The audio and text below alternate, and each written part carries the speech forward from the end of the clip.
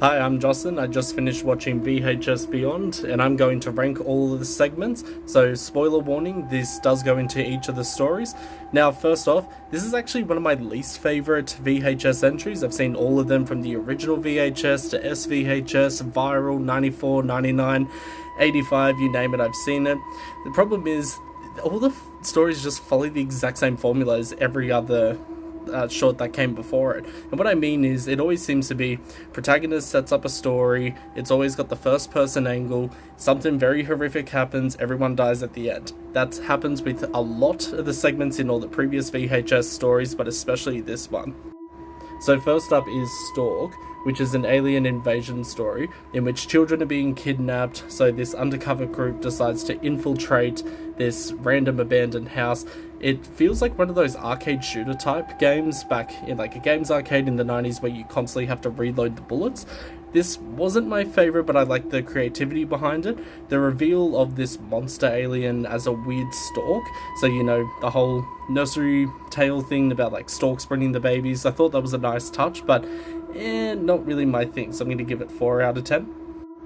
The second one, which is all about the Dream Girl, I like the approach to this, but I kind of feel like we've seen this same story before about like a celebrity that doesn't want the fame, boohoo, whatever. But the reveal that it's a demonic machine or some bullshit.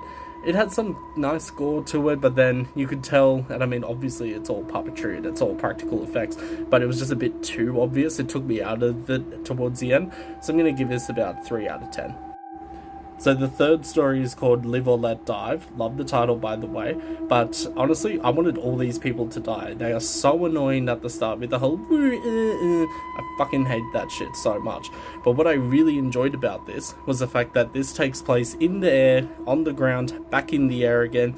There's some really good jump scare sequences which I didn't expect involving the aliens. There's also some really interesting kill scenes in this, like decapitated heads. There's also the aliens with the weird knife hand things. I don't know what the fuck that was, but it was cool. So really like this, kept me entertained. I'm gonna give this 9 out of 10.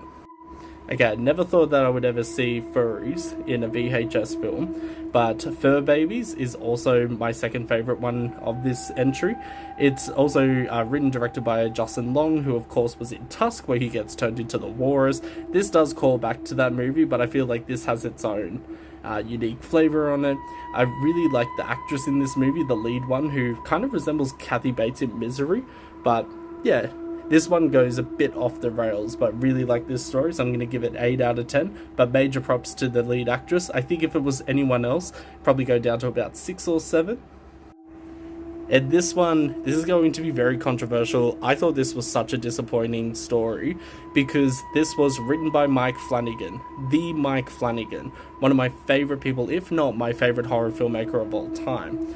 And so this one stowaway concerns with this woman who has left her entire family behind. She stumbles upon a spaceship after seeing lights in the sky, but find that she always gets healed by whatever this miniature, like dust, I don't know what the hell to call it, but essentially she always gets healed, so she gets hurled through space.